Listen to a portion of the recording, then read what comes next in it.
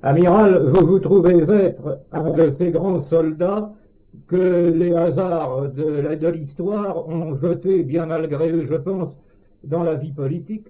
Mais avant d'en arriver à cet épisode, il faudrait que vous nous disiez tout de même quelques mots de votre jeunesse, de votre vocation militaire, de votre vie dans la marine. Bon, ben, c'est entendu. Vous me demandez de parler un peu de moi autour du livre que je viens de publier. Je voudrais placer ces quelques mots que je vais dire à ceux qui m'écouteront sous l'égide de mon saint patron, Saint Paul.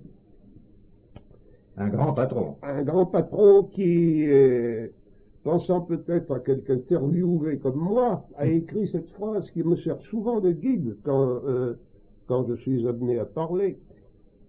Il dit ceci: qu'aucune vilaine parole ne sorte de votre bouche. Mais s'il en est besoin, il ne dit pas de parler toujours, s'il en est besoin, une qui soit constructive et qui apporte une grâce à ceux qui l'entendent. Eh bien, la grâce que je voudrais apporter à ceux qui m'écouteront, c'est de leur expliquer comment nous sommes dans cette impasse et dans une atmosphère absolument irrespirable. Alors je commence, bien que j'ai du scrupule à parler de moi par ce qu'a été ma vie, je vais survoler très vite les années de la Première Guerre qui m'ont donné l'expérience suffisante pour affronter la seconde. J'ai été reçu à l'école navale à 16 ans et j'en suis sorti à 19 ans, enseigne de vaisseau, juste au moment où la guerre de 14-18 éclatait. Votre famille était déjà dans la marine? Non, ma famille était... Je suis né à Alès, dans le Gard, où mon père était dans les charbonnages du Gard, qui n'était pas nationalisé. Ma famille est originaire du Vaucluse, et j'ai eu un ancêtre, un arrière-grand-père, qui était l'amiral Martin de Roquebrune. Je n'avais jamais vu la mer, pour ainsi dire. Je n'avais aucune autre relation avec la marine. Je ne sais quel atavisme m'y a poussé. Depuis que j'ai su parler, j'ai dit toujours à mes parents que je voulais être marin et ils m'ont donné les moyens d'y accéder et d'y arriver, je vous dis, à 19 ans officier. Alors là, la guerre m'est servie sur un plat. Elle m'est entrée de tous les côtés à la fois. Je ne vais pas vous raconter mes embarquements. Il suffit de savoir que j'ai tiré du canon aux Dardanelles, cette expédition qui, si elle avait réussi, aurait empêché probablement les soviets de s'incarner en Russie. J'ai après été commandant en seconde sous-marin dans l'Adriatique, une escadrille de sous-marins qui a perdu au cours de la guerre la moitié de son effectif, mais j'ai aussi, surtout, participé à la fondation du service de renseignement français dans le Levant face aux Anglais de Lawrence, dont vous avez entendu parler.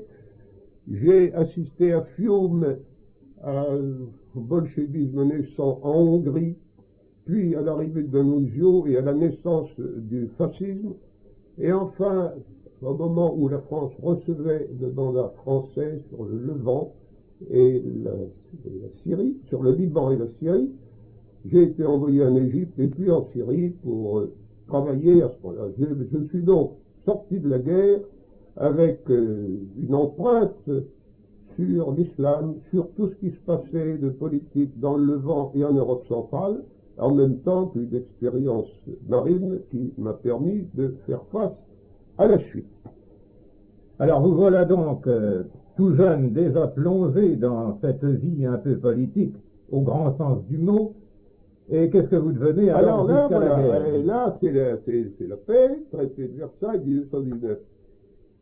Qu'est-ce qu'on a dit aux Français à ce moment-là? Ce que je vais devenir, il faut tout de même savoir ce qu'on a raconté aux Français. On a raconté aux Français que cette guerre qui venait d'avoir lieu était la dernière des dernières. Bon.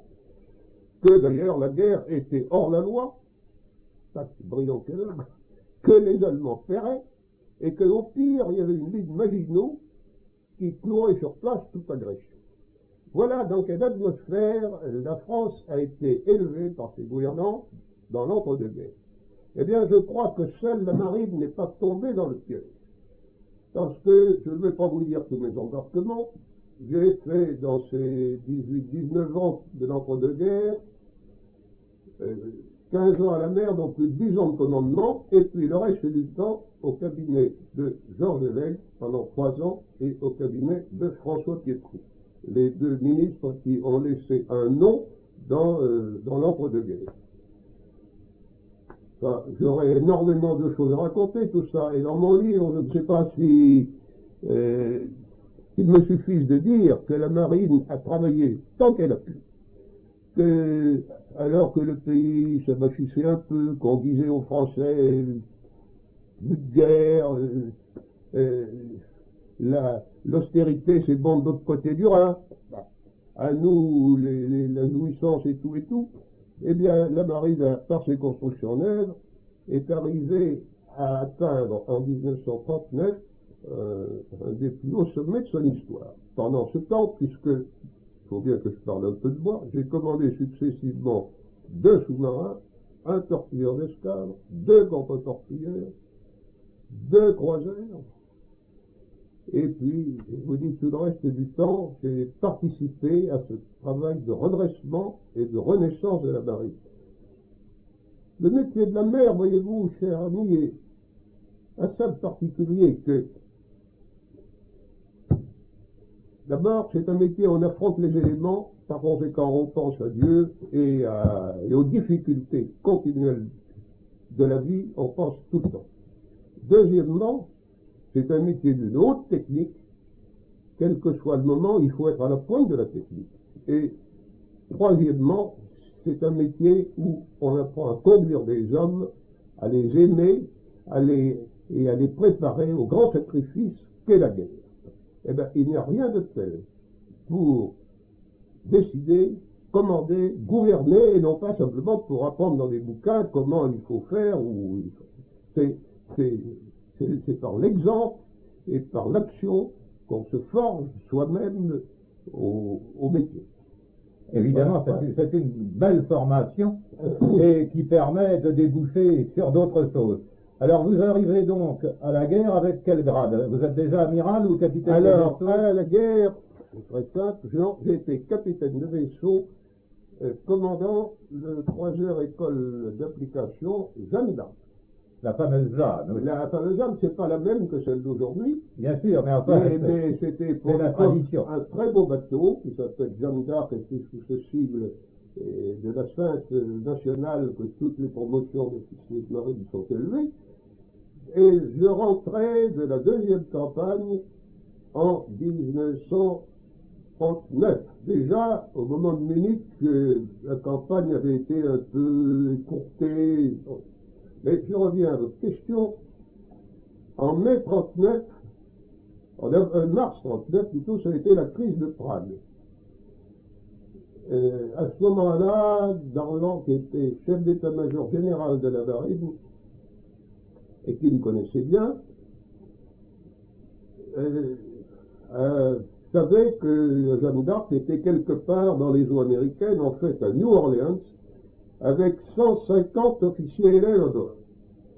C'était une précieuse cargaison, la tension politique et navale était importante. Il ne faut pas oublier qu'il y avait la guerre d'Espagne qui avait fait affronter toutes les marines, qui avait donné beaucoup de préoccupations et de soucis à nous tous. Bon, j'étais à la Nouvelle-Orléans avec, dans mon programme, de finir la croisière par plusieurs escales dans l'Atlantique Nord, c'est-à-dire New York, Washington, peut-être l'Angleterre, avant de rentrer classiquement à Brest. Eh bien là, j'ai été rappelé au cours de l'escale de New Orleans, et on m'a prié de cacher mon retour, comme si quelques dangers nous menaçaient, et de rentrer le plus tôt possible avec les 150 élèves officiers à Brest. Je l'ai fait. Toute l'escadre du Nord, qui comprenait les Beaux, Dunkerque, Strasbourg, est venue au-devant de nous. Ça a été une magnifique rentrée au bercail, et le soir même, Darlan me demandait de prendre le train et de venir parler avec lui à Paris. Et il m'a dit, je vous prends tout de suite avec moi comme à la section d'études de l'état-major général, qui est un peu, si vous voulez, à la fois le conseiller le familier, la machine à penser du chef d'état-major général. Le Brent, dirait-on aujourd'hui. Oui, c'est ça. Alors, bon, j'ai lâché mon bateau, et voilà, je suis arrivé à mon nouveau poste. C'était un peu comme descendre, après ces magnifiques campagnes lointaines que j'avais faites, descendre un peu du ciel sur la terre et même en enfer. Bon, et puis je me morfonds, alors que dans la mobilisation arrive, je me morfonds sans travail bien précis, puisque je n'étais chargé que d'étudier. Je dois d'ailleurs vu la rapport. Non, ça nous entraînerait trop loin. Et un jour, c'était le 27 août 39, Darlan lui-même entre dans mon bureau, ce qui était assez extraordinaire, car il n'avait qu'à faire appeler les officiers qu'il voulait voir, et il me demande de descendre à l'étage des opérations où on s'agitait beaucoup, car mon bureau était à la sous-pente, aux étages les plus élevés de l'armée royale, et d'assister l'amiral Bourraguet, qui était en train de lancer les premières opérations navales, et plus tard, quand il y aurait une permutation de PO, de prendre sa suite. Voilà, en gros, je n'ai pas eu le choix, j'ai proposé d'autres noms, j'ai bien senti ma jeunesse et tout, mais voilà, en guerre on obéit, je suis descendu, voilà. Et j'ai pris la suite. Et alors, vous avez vécu de haut. Alors, j'ai à ce moment-là, évidemment, ma propre histoire se confond un peu avec l'histoire de la France tout entière, car j'ai été l'homme qui a conduit à l'état-major de l'amiral Darlan, commandant en chef, toutes les opérations navales de 39-40. Il y a là 2 ou 3 points. D'abord, si vous voulez, bon, la marine a dominé ces problèmes. Il y a eu des problèmes de convoi, de communication, de guerres sous-marines qui se sont posées à nous tout de suite. Nous manquions évidemment d'appareils de recherche des sous-marins, les ASDIC, les Anglais étaient plus avancés que nous. Enfin, tout de même, le convoi et tout le système a marché à peu près. Je voudrais dire 2 mots qui peuvent intéresser alors le public sur 3 choses. D'abord, le Conseil suprême du 28 mars 40, dont j'ai beaucoup parlé dans mes livres. Deuxièmement, le rembarquement de nos troupes à Dunkerque. Et troisièmement, enfin, les conditions dans lesquelles nous avons été acculés à l'armistice. Alors, le Conseil suprême, voyez-vous, c'était appris la crise ministérielle où Paul Reynaud a remplacé Daladier. Daladier, qui restait ministre de la Défense nationale, n'est pas venu à Londres avec nous, et j'étais dans l'avion qui a conduit le président Paul Reynaud, le général Gamelin, bien sûr, l'amiral Darlan, le général Villemain, et 2 ou 3 officiers de leur suite, à Londres.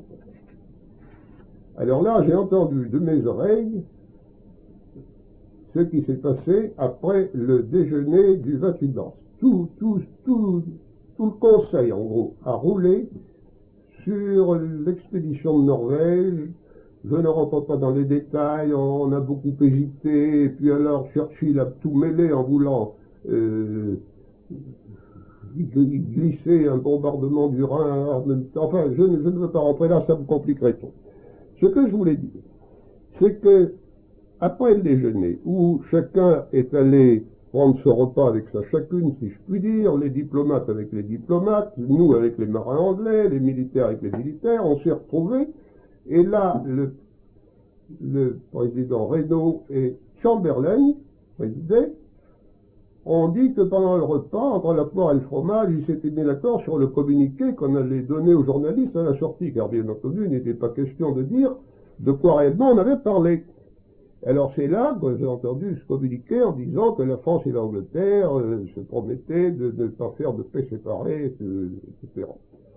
C'est-à-dire que ça a été un communiqué de presse absolument normal. Aucun de nous n'a fait très attention à ça, ça paraissait évident. Nous étions en guerre de toute la force de notre cœur et de notre courage et de notre patriotisme.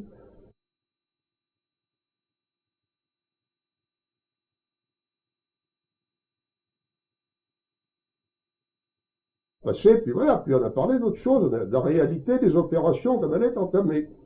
Alors, il ne faut pas bien dire après qu'il y a eu un engagement solennel de ne pas faire de paix séparée. Voilà exactement comment ça s'est passé. Et ça, à ce moment-là, ça semblait une chose C'était évident, c'était évident. Et presque sans importance. Et nous l'avons considéré comme sans importance, et qu'après, on a dit, ah, etc. Mais alors là, je voudrais aussi vous parler de cette deuxième chose qui a commencé à tendre nos relations avec les Britanniques, c'est l'affaire de Dunkerque. Oui, alors là, au moment où les forces franco-anglaises cernées par les Allemands... Alors c'est ça, il y avait toute l'armée, les armées françaises du Nord jointes au corps expéditionnaire britannique, ont été cernées par les Allemands dans le Nord et finalement n'ont plus pu vivre que sur un cordon maritime qui les reliait à Dunkerque. Elles étaient coupées du reste de la France. Pendant quelques jours, notre préoccupation a été en effet de nourrir nos bateaux, de nourrir nos troupes et de les ravitailler en pain, en munitions, etc. Nous avons perdu énormément de navires dans ce travail de ravitaillement, si bien que nous avons pensé de poursuivre ce travail en réquisitionnant des tas de petits bateaux de pêche sur notre côte, et il n'y aurait plus qu'à porter avec de gros bateaux les cargaisons à Douvres, et de là, des petits bateaux auraient fait la traversée du détroit pour les décharger à Dunkerque. À ce moment-là, c'était le 27 mai, j'ai sauté à Douvres parce que je voulais d'abord me rendre compte de la situation. Je suis allé en avion puis en torpilleur, et j'avais convoqué à Douvres l'amiral Odindal, qui était au cœur de l'amirauté de l'amiral français, au cœur de l'amirauté britannique à Londres, l'amiral Leclerc, qui était chef d'état-major de la Gabrielle à Dunkerque, et je devais voir également les deux amiraux anglais, Ramsay et Somerville, qui étaient à Douvres. Cette réunion ayant pour but de voir l'état stratégique de Dunkerque et de la tête de pont, de voir comment on pourrait la ravitailler, et si, par hasard, il ne faudrait pas penser un jour à l'évacuer. Voilà l'état d'esprit dans lequel je suis arrivé à Douvres le 27 mai au matin. Or, à ma stupéfaction, j'ai vu que dès ce moment-là, les Britanniques, qui avaient mobilisé de grands moyens sans nous le dire, commençaient à évacuer leurs propres forces. Il est donc plus question de ravitailler, de nous cramponner au sol, et je n'ai pu sur place que souder une opération française, qui avait d'ailleurs un certain retard, à l'opération anglaise qui commençait le jour même, et après avoir pris sur place les décisions qu'il fallait, je suis rentré d'Ardin rendre compte au l'amiral Darlan, qui aussitôt, sans même me laisser débarbouiller, m'a conduit chez le général Végan, que je n'avais pas vu depuis qu'il avait pris ses fonctions de commandant en chef de l'armée française, pour qu'il entende de ma bouche cette chose absolument étonnante, que les Anglais se rembarquaient. Car Végan n'en savait rien. Car le général Végan n'en savait rien.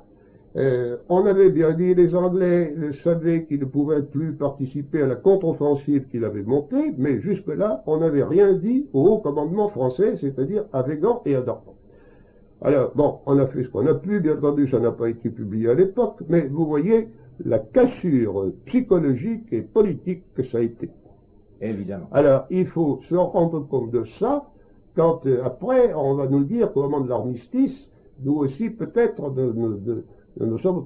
La cassure, l'origine de la cassure, c'est là, puisque, au fond, les Anglais retiraient leurs billes en voyant que la partie était perdue, ceci sans nous le dire. Remarquez que leur vue était très correcte. D'ailleurs, nous sommes toujours admirablement bien entendus avec les Anglais, qui sont de la marine anglaise. Je n'ai absolument aucun reproche. C'était nos camarades de combat. Ils avaient vu plutôt que nous le danger, mais leur haut commandement n'avait rien dit aux nôtres. Voilà ce que je peux dire sur les opérations. Et alors, à ce moment-là, nous arrivons donc à l'armistice. Alors, nous arrivons maintenant... Le grand sujet de discussion éternelle. Le drame de l'armistice. Voyez-vous, il n'y avait pas d'autre solution que l'armistice.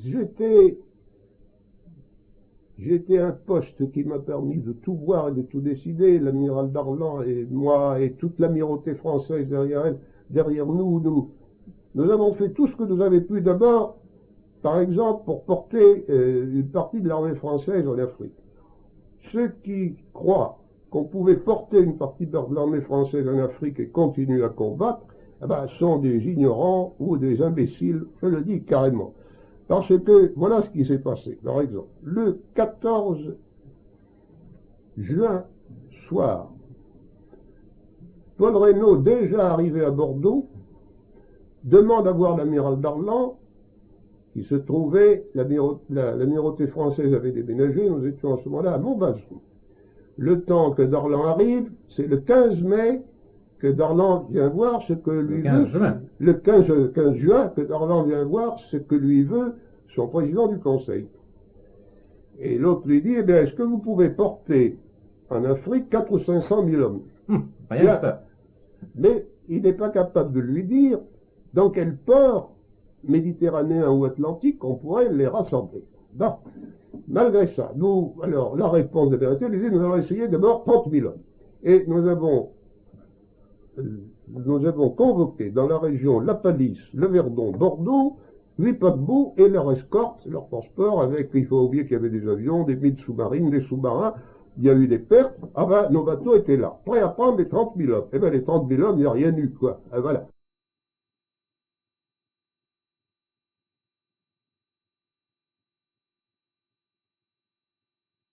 Il ne faut pas venir me dire qu'on pouvait transporter l'armée d'Afrique de l'autre côté, il n'y avait sur les quais rien à porter. Ils étaient en débandade. Oui, c'était plus, l'armée française était disloquée, il aurait fallu prendre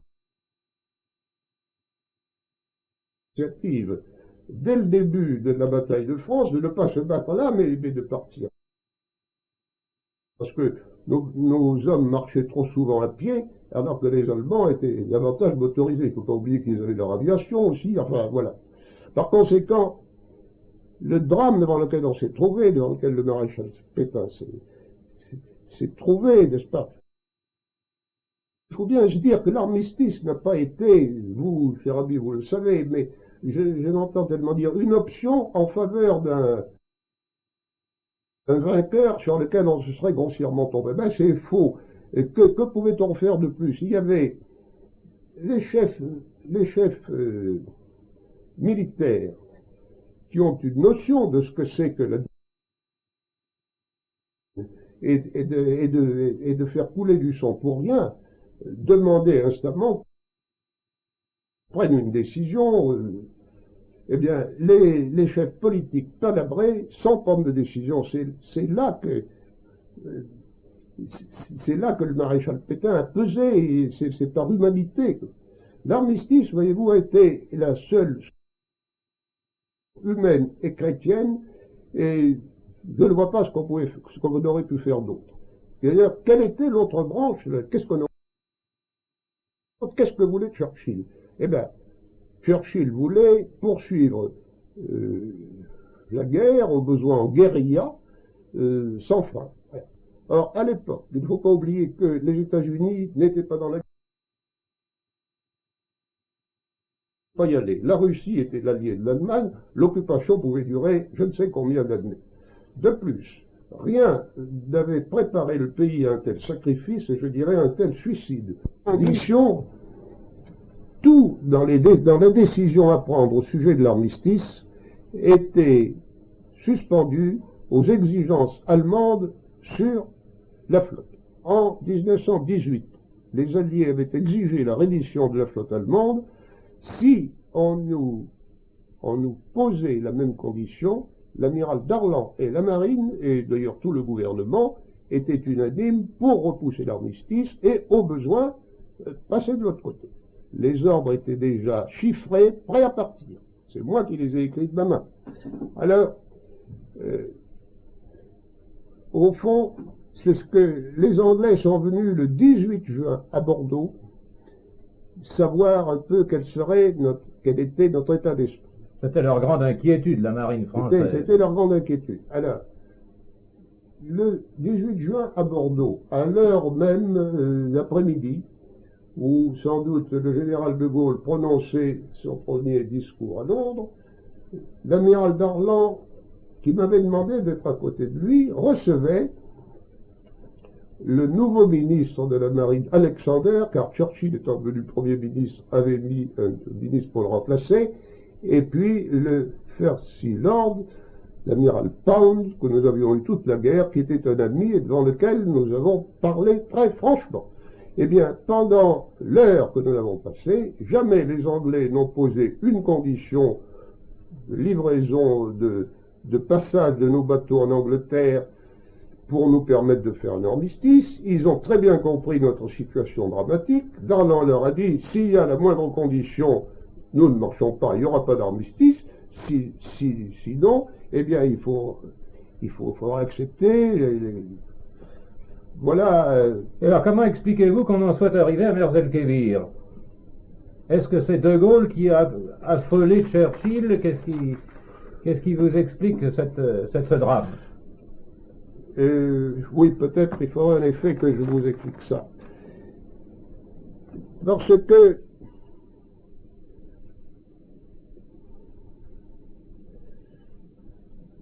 c'est très compliqué. À mon sens, Merzel-Kébir n'est que la partie émergée d'un iceberg dont nous n'avons pas vu le fond. Il faut bien connaître Churchill pour se rendre compte de ce qui a pu passer dans la cervelle de cet homme. Churchill était un esprit jacobin, antipapiste. Il avait fait 4 gros bouquins pour chanter l'éloge de son ancêtre Marlborough, qui s'était parjuré en essayant de livrer son roi, Dieu. Ça va très loin. Au fond, Churchill était un homme qui avait peur de la France catholique traditionnelle. Merzel-Kébir, Dakar, la Syrie, Madagascar, etc. Madagascar, tout ça, ça devait être des attaques répétées sur nos lignes, mais les marins anglais étaient unanimes à Merzel-Kébir, à leur dire que, au fond, il n'y avait pas de danger réel, les marins n'ont fait qu'exécuter les ordres. Il n'y avait aucun danger réel que nos bateaux soient pris par les Allemands. Les ordres de sabordage étaient donnés, ils ont été exécutés à Toulon automatiquement en novembre 1942. C'est pas ça. Il faut voir dans l'attitude dans Merzel-Kébir, ça a été au fond la volonté d'une agression pour montrer que l'Angleterre nous reniait une France qui ne la suivait plus dans sa politique et qui voulait se sortir de la guerre. C'est une accusation grave, voilà. Ça. Oui. C'est grave. Oui, c'est grave. Mais je pense que c'est l'explication oui, profonde. C'est une explication qui n'a pas été donnée et qui est très importante. C'est une explication profonde, tablée sur ce que j'ai pu lire et comprendre aussi de Churchill. Oui, car vous l'avez rencontré. Je l'ai rencontré plusieurs fois, c'est même avec lui que nous étions très bien avec les Anglais.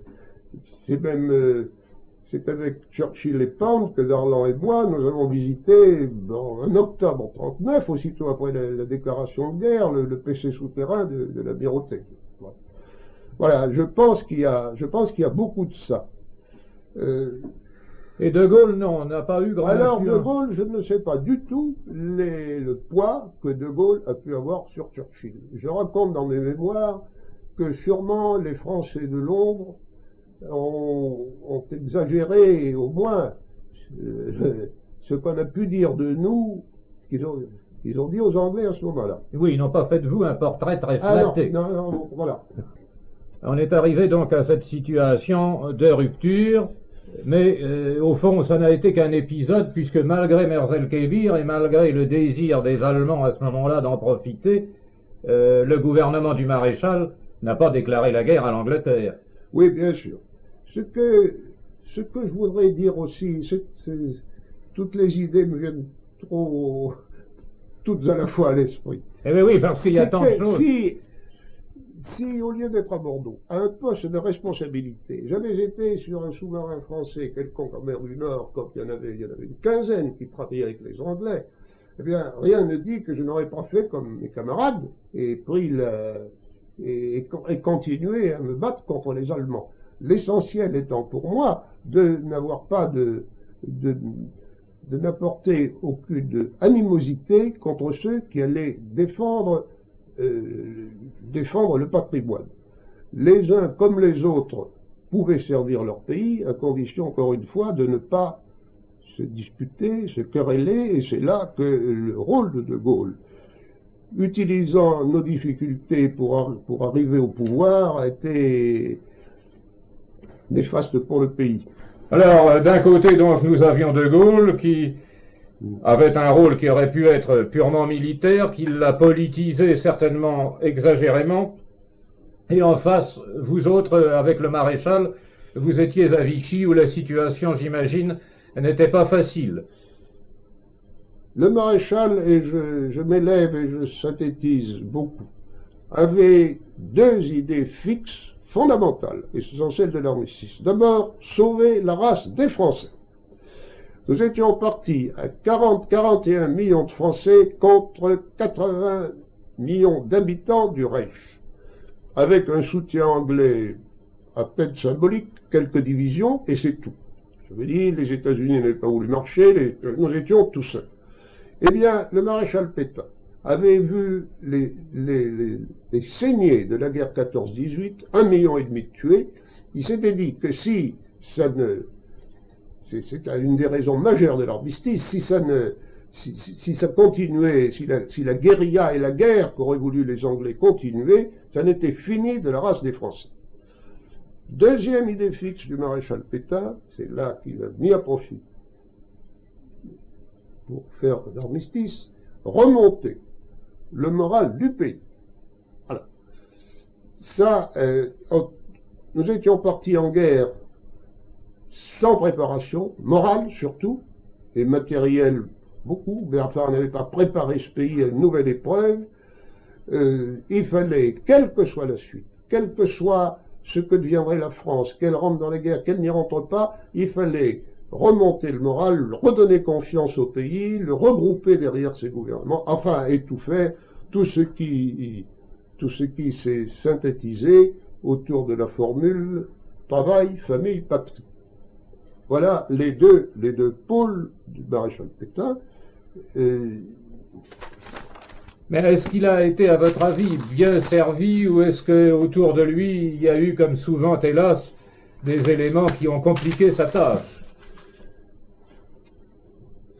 La question, je peux dire surtout ce que nous, marins, nous avons fait, n'est-ce pas? Vous êtes là un peu peut-être pour entendre ce que j'ai pu faire moi-même.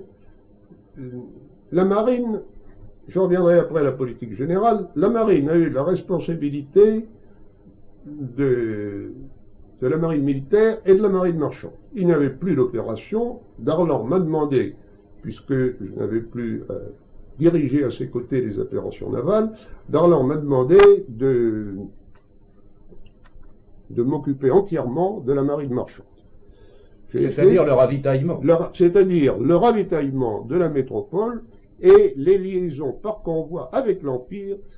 Puis ensuite, je dis rapidement les fonctions, j'ai eu les deux marines à ma charge, et enfin, j'ai été, quand Darlan n'a plus pu tenir, parce que les Allemands ont exigé son départ quand ils ont vu au bout d'un an qu'il n'avait rien obtenu dans l'Empire, qui n'avait pas pu y mettre les pieds, j'ai pris sa suite comme secrétaire d'État à la marine. Eh bien, tout ce temps, quelle a été au fond la mission de la marine a été de défendre nos lignes de communication et de maintenir l'Empire. Eh bien, nous sommes arrivés dans des circonstances absolument extraordinaires, en ayant les Allemands contre soi et les Anglais, à sauver cet ensemble qui était intact encore en novembre 1942. Alors, dans cette crise de novembre 1942, quand l'armée allemande a envahi tout le territoire français, on a beaucoup dit que vous aviez proposé au maréchal à ce moment-là de passer en Afrique du Nord. Est-ce que c'est exact? Sous cette forme, pas tout à fait. J'ai été l'animateur d'une politique qui aurait permis au moins à la flotte, peut-être éventuellement au chef de l'État, ça c'était autre chose, mais surtout à la flotte, qu'il y aurait une politique d'armistice franco-américain en Afrique du Nord qui aurait permis à la flotte de se dégager. Mais pour l'expliquer, il faudrait que je revienne un petit peu en arrière. Voyez-vous, le maréchal n'avait pas de meilleur ami que Pershing. C'est dire que nous étions tout à fait pro-américains à Vichy, n'est-ce pas? Mais pourquoi diable, quand des amis comme les Américains viennent à votre secours, viennent-ils en vous trompant et en vous tapant dessus? Car au fond, c'est ça. Eh oui, c'est ça. Me tromper, alors ça c'est très grave, parce que j'ai posé, moi, à Vichy, la question à Tuck, qui remplaçait l'amiral Lié, avec lequel nous avions. Il m'a juré que tant que nous n'aurions pas de troupes allemandes en Afrique, il n'avait aucune raison d'y venir. Et ce qui est plus grave, c'est que quelques jours avant le débarquement, l'amiral Darlan, qui était de passage à Alger, a posé à Murphy, le consul général d'un pays avec lequel nous entretenions des relations officielles, amicales, diplomatiques, et lui a posé la question, ce convoi qui commençait à nous inquiéter, qu'on envoyait des gens en Méditerranée, et l'autre lui a juré que c'était pas pour nous. Alors, vous voyez, voilà, ça c'est une tromperie. De plus, la première victime de l'attaque américaine est tombée à 1h20 à Arzeux, c'est-à-dire bien avant que dans la nuit à Vichy, nous ayons même la lettre de Roosevelt qui nous notifiait ça. Et cette lettre de Roosevelt au maréchal Pétain, chef de l'État, donnait comme prétexte de ce débarquement en Afrique du Nord que les Allemands étaient prêts d'y débarquer aussi et qu'il eût été tellement facile, si on nous avait prévenu, de créer un petit casus belli que... Or, nous savions très bien que les Allemands ne pouvaient pas, que ce n'était pas du tout dans les idées du moment. Alors, vous voyez, tout ça a créé une ambiance telle, une ambiance de mensonge. Et c'est là que nous sommes... Bon, alors, au fond, pourquoi nous a-t-on traités comme ça? Eh bien, parce que, aux yeux de Churchill, comme je vous l'ai dit, et aux yeux de Roosevelt aussi, nous étions que des fascistes et des nazis et des gens des gens hors la loi, avec lesquels on n'avait pas à prendre de précautions. Il y a là d'ailleurs une position de principe, une leçon de principe à tirer, que je pose et à laquelle je vais répondre. Peut-on être déloyal avec un ennemi qui ne l'est pas? Eh bien, je réponds non. On a toujours les moyens marquent la fin, hein, et on a toujours un résultat qui correspond aux moyens qu'on a employés. Avec un ennemi déloyal, il faut se méfier, il faut être prudent, il faut prendre toutes les précautions qu'on voudra, mais on n'a pas le droit d'employer les moyens moralement mauvais qu'il emploie. Est-ce que vous êtes d'accord? Oui, bien sûr, oui. Bon. Parce que... Quoique ça complique les choses, bien entendu. Ça les complique beaucoup. Mais j'ai été effaré, c'est une digression, je vais revenir après. Dans une recension de mon livre de la Revue de défense nationale, l'auteur de la recension me traite de naïf parce que je crois encore à la valeur de la parole donnée. Ah bon? Charmant. Alors, vous comprenez que si on est dans une société, c'est un peu le problème auquel je voudrais achever de camper à la fin de cette causerie. Si on est dans une société où on ne peut pas croire à ce que vous dit le voisin, la vie n'est plus possible. Enfin, ouais. J'en reviens à l'affaire de novembre 42. Devant l'attaque américaine, la grande chance a été que Darlan soit sur place. Oui. Et c'est le pur hasard qu'il y a amené. C'est un pur hasard. Il n'avait vent de rien. Il n'avait vent de rien, sauf que nous tous, il avait dîné à ma table 2 jours avant, le 4 novembre, voyez-vous, à Vichy. Nous avions parlé de ça et nous pensions tous deux un débarquement anglo-américain ou américain, enfin quelque chose, une initiative des puissances de la mer, nous pensions tous deux que ce serait au printemps 43. Tout était échafaudé pour ça. Bon, Darlan a été surpris, comme nous tous. Dès qu'il a vu d'ailleurs l'importance des forces débarquées, nous avons compris il a compris qu'il valait mieux traiter et faire, au fond, ce que nous avions fait déjà en Syrie, un armistice local. Maintenant, l'armature politique française en Afrique, mais c'est sans le feu avec les Américains. Et moi, avec les bateaux dans la métropole, et le maréchal que j'étais un des seuls à conseiller à ce moment-là, je n'ai pas eu d'autre hantise que d'arriver à peser pour que l'évolution politique permette cet armistice franco-américain négocié par Darlan là-bas, qui, approuvé dans la métropole, aurait permis par conséquent peut-être à la flotte de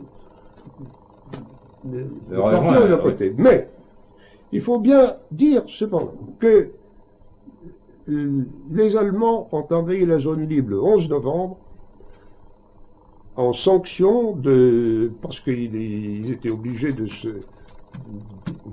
méfier d'un débarquement sur la côte du Languedoc.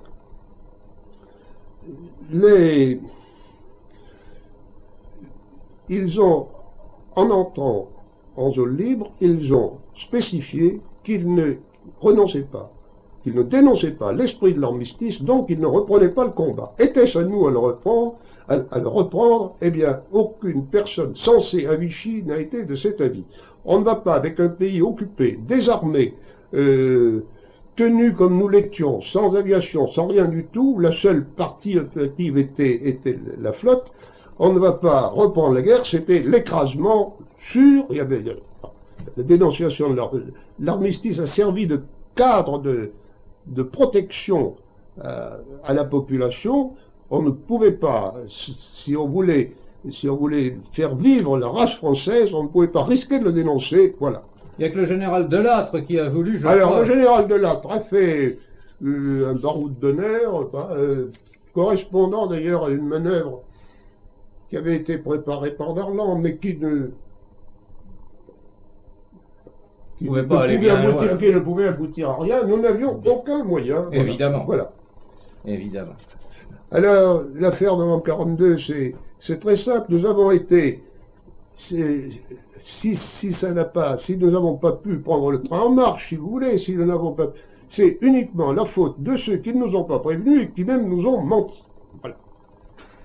Évidemment, ils vous ont mis dans une position très difficile. Impossible, n'est-ce pas? Impossible. Alors, on a fait ce qu'on a pu. Je pense que c'est un tour de force d'être arrivé par les télégrammes privés que j'ai adressés à Darlan, à lui permettre de traiter officiellement avec les Américains et à créer au fond, en Afrique du Nord et dans tout l'Empire, une autre France qui a repris la guerre du côté des Alliés, sous sa direction à lui Darlan. Sur ce point, vous êtes catégorique, le maréchal l'approuvait. Absolument, le maréchal l'a approuvé complètement, etc. Seulement, sous la pression du chef du gouvernement Laval et d'une partie, même de tous les autres ministres, j'étais peut-être, nous n'étions que 2 ou 3 de mon avis, eh bien, on n'a pas voulu couvrir Darlan. Oui, bien sûr. Alors, oui, bien sûr. Voilà. On n'a pas voulu couvrir Darlan, et c'est par en dessous, par des télégrammes privés personnels, que je lui ai fait comprendre qu'il avait l'accord complet du maréchal. Voilà. Très bien. Alors, après ça, vous avez été amené à jouer, on saute un peu de temps bien sûr, oui, à jouer un autre rôle très important vers le moment de la libération, lorsque le maréchal vous a demandé de prendre contact avec les gens de la résistance et de Londres pour qu'il y ait une espèce de transmission du pouvoir sans guerre civile. C'est ça. Voyez-vous, c'est ça que je m'honore. Ma lettre de démission du maréchal, car j'ai démissionné du gouvernement de Vichy le 17 novembre 1942, car quand le chef du gouvernement nous a parlé de déclarer la guerre à l'Amérique, donc aux Français d'Afrique qui s'alliaient aux Américains. j'ai quitté le pouvoir, quitté le gouvernement, pour ne pas avoir la moindre part de responsabilité dans la guerre civile qui allait se déclencher. En fait, Laval n'a pas été. Ma démission et celle d'autres ministres lui a permis d'éluder la demande allemande.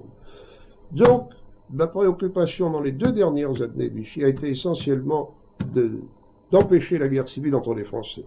Pour ça, j'ai fait beaucoup de démarches qui seraient trop longues à raconter, mais je tiens à dire ici que j'ai rencontré 2 personnalités de la résistance, Pierre-Henri Tedgen et Michel Debré, et que, mon Dieu, quel était l'objet de ces réunions? C'était de trouver un moyen de transition entre l'équipe Vichy et puis une équipe d'Alger ou d'ailleurs qui plairait davantage aux Alliés. Voilà. On a beaucoup menti là-dessus parce que quand je suis passé la première fois au secours en 1946, le garde des Sceaux de l'époque, qui était Pierre-Henri Tedgen, n'a pas voulu trop avouer ses conversations. Oui, naturellement, c'était pas le moment. C'est pas le moment. Alors, en fait, il a fait dire simplement que ça n'avait aucune importance, mais c'est le fond de la conversation, c'était là. Tout ça pour arriver à vous dire que la démarche que j'ai faite auprès du général de Gaulle le 11 août, le 27 août 1944, a été préparé de longue date par tous ses contacts avec la résistance et que, muni d'un pouvoir écrit du maréchal, j'étais prêt à le rencontrer pour voir avec lui comment on pourrait assurer la succession.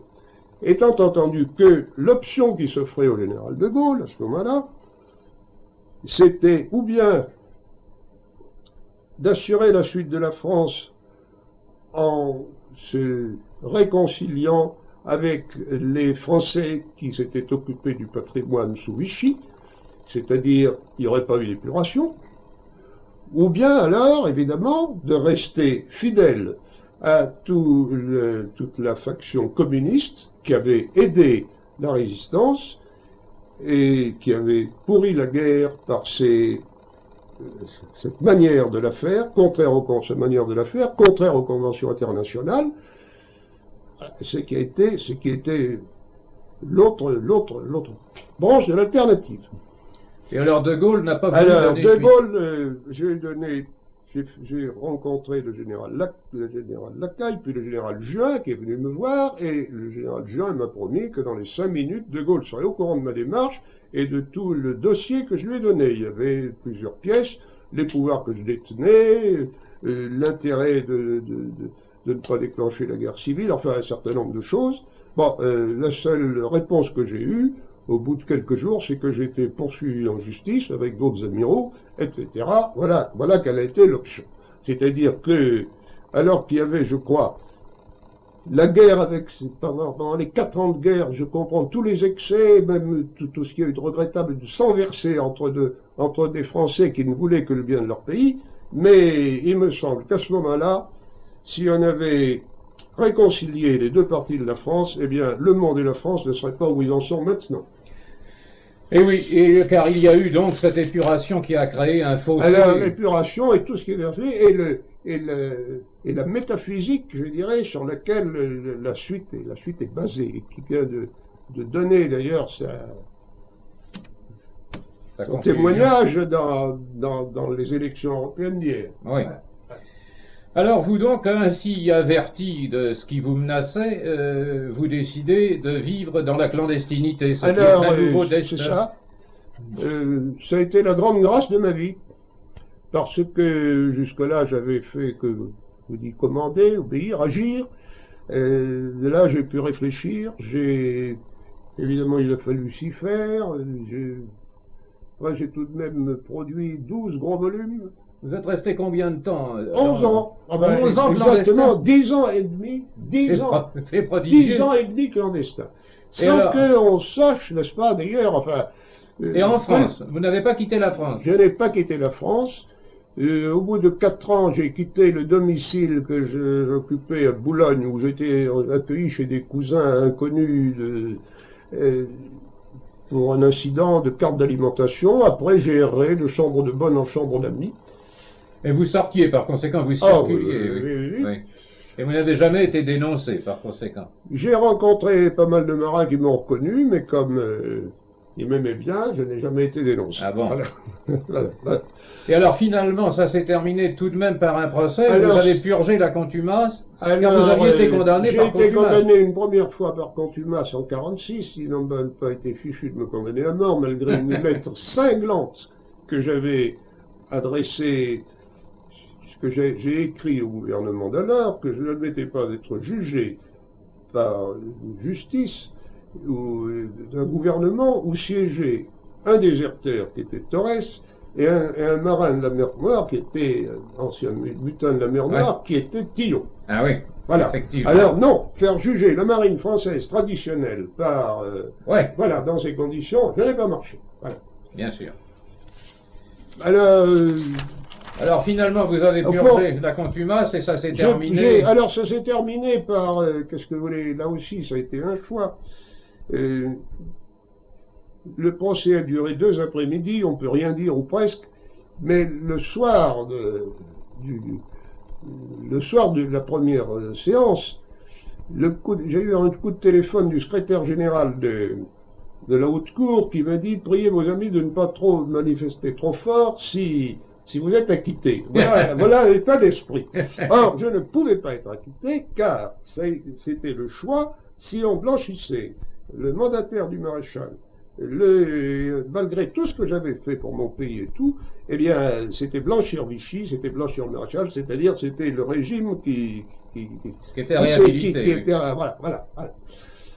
Au fond, là aussi... Alors, vous avez eu une petite J'ai condamnation. eu une condamnation, comme le macro du coin, 5 ans de prison avec sursis. Voilà.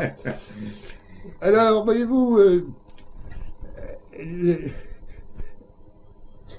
y avait là aussi le choix. Supposer qu'une justice, à travers mon cas personnel, ait compris qu'il y avait 2 manières de servir le pays, et m'ait acquitté, enfin, en disant les choses carrément. Là aussi, c'était déjà la réconciliation des Français. Mais jamais ces mots n'ont été acquittés. Il fallait qu'il soit dit qu'on ne pouvait pas, qu'il fallait trahir la France, que pour servir son pays, on ne pouvait être que dans le gaullisme. C'est ça, oui. Voilà. C'est C'est ça. exclusif, Or, oui. Bien sûr, et c'est ça qui d'ailleurs a continué, qui fait que... c'est ça dans quoi nous sommes, puisque nous sommes au lendemain de ces élections européennes. Oui, Au fond, les 4 grands partis ont comme dénominateur commun la manière dont la guerre a été faite, des moyens immoraux employés pour la gagner, et cette espèce de cadavre qui reste d'une victoire obtenue avec ces moyens. Voilà. Alors, il reste les marginaux qui n'en sont pas, mais oui, et finalement, nous avons plus que jamais ce que De Gaulle dénonçait en l'appelant le système quand il n'était pas au pouvoir, mais depuis lors, c'est ça plus que jamais. Il y a une caste toute puissante et le reste des Français est à l'écart. voilà. Eh bien, je suis avec, je repars. Mais tout ça, voyez-vous, c'est parce que nous vivons, ce que je voulais bien expliquer au début, dans une nouvelle morale qui est due à l'usage de moyens immoraux pour gagner la guerre. Oui, et ça, c'est voilà. évidemment... Et la fin reste marquée par les moyens employés. C'est sûr, oui. Et nous n'en sortons plus. Et nous ne pouvons plus en sortir. Alors, les 4 partis sont liés par ça, et il ne reste que les marginaux qui, eux, vomissent un peu cette morale, mais qui sont impuissants. Oui, naturellement. Alors, je ne voudrais pas tout de même, parce que nous arrivons à la fin de notre... Nous avons encore quelques minutes. Je ne voudrais pas tout de même finir par autre chose qu'un grand cri d'espoir.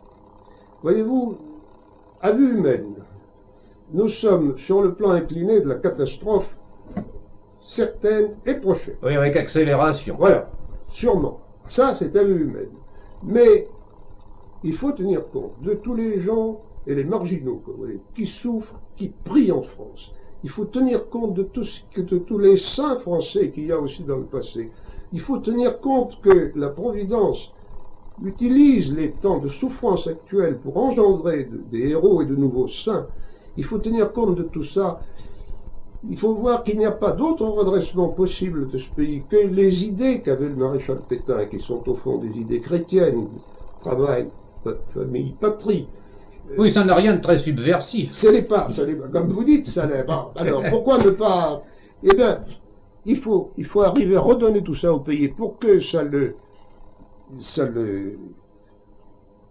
si ça épargne ou ça éloigne la catastrophe, s'il en a l'énergie, ou pour faire ressurgir une France nouvelle, s'il y a je ne sais quoi demain, vous savez aussi bien que moi, de quoi nous sommes menacés. Eh oui, hélas. Voilà. Est-ce que vous pensez que le destin posthume du maréchal finira par aboutir à quelque chose? Est-ce que vous croyez qu'il y aura une possibilité de réhabilitation que Izorni essaye toujours d'obtenir? Mais certainement tous, si nous le demandons, et moi tout le premier, mais je n'y crois pas. Ah, vous n'y croyez pas? Moi, je n'y crois pas parce que ce serait il faudrait convertir, il faudrait qu'ils changent leur nouvelle morale. Voilà. Oui, c'est ça. Il faut que ce soit une conversion de ce pays. Ouais. C'est pour ça que dans toutes les demandes, tout ce que nous demandons au pouvoir, à l'association du maréchal Pétain, et tout ce que je crois chaque Français doit demander, c'est une conversion des autres à d'autres idées, sinon, avec les idées actuelles qui planent sur notre destin, je vous dis, nous sommes sur le plan incliné, bien suiffé de la catastrophe. Voilà. Oui, alors, en somme, à part ce redressement moral, c'est là, il faudrait revenir à cela. Et puis, il faudrait trouver aussi un levier pour donner à ce pays un peu plus courage, lui dire que, lui parler austérité, lui parler effort, lui parler quelque chose. Puisque vous voulez, vous connaissez aussi bien que moi le problème d'énergie, quoi. Oui, bien sûr. Non, eh bien, est-ce que nous allons rester les bras croisés devant le pétrole que nous avons laissé au milieu du Sahara, par exemple? Oui, car là encore, on peut faire son mea culpa. Nous avions de quoi subsister et nous l'avons abandonné. Car finalement, et ce serait un peu la logique ou la morale immorale de toute cette affaire, c'est que le général de Gaulle et les gaullistes ont reproché au maréchal des abandons qui n'ont pas eu lieu, puisque à la libération, l'Empire s'est retrouvé intact. L'Empire était intact. Et si on n'avait pas assassiné Darlan, les deux morceaux se seraient retrouvés. Oui, tandis que depuis lors, alors on a vu tout s'effacer, disparaître, se détruire, et que nous en sommes où nous nous voyons aujourd'hui. Enfin, est-ce que pour terminer, vous pouvez tout de même donner aux jeunes, parce que nous, maintenant, nous avons vécu ces temps, il n'y a plus pour nous de grandes chances de voir énormément de nouveaux, mais est-ce que vous pensez que la jeunesse peut encore se raccrocher à quelque chose? Parce que c'est la grande question aujourd'hui. C'est eux dont le sort est émouvant. Mais bien sûr, après-demain, je fais d'ailleurs une causerie aussi à des jeunes. Se raccrocher, il n'y a pas d'autre programme que celui de Vichy, celui des chantiers de la jeunesse. Et bien, pourquoi ne rétablirait pas d'ailleurs un peu le travail des chantiers de jeunesse pour donner à notre jeunesse autre chose que le goût de la bicyclette. Oui, d'autant plus qu'il est probable que si on leur offrait quelque chose de positif, ces jeunes même qui font un peu les imbéciles, finalement très vite... Mais la jeunesse, elle est à prendre. Elle est à prendre parce que 30, 40 ans peut-être, mais elle est à prendre parce que l'enfant est bon, il faut que les parents lui apprennent à dominer ses passions, mais l'enfant ne demande qu'à faire le bien. Seulement, il est élevé avec l'exemple de la nouvelle morale, qui est quelque chose d'affreux, et je comprends qu'ils maudissent la société qui pratique cette morale, qui est la morale de la jouissance, la morale matérielle, etc. Il faut donner à la jeunesse un idéal, l'idéal scout, quoi, l'idéal des chantiers de jeunesse, et puis montrer que c'est ce que peut être le rayonnement de la foi, je crois hors de Dieu, il n'y a pas de salut, voyez-vous.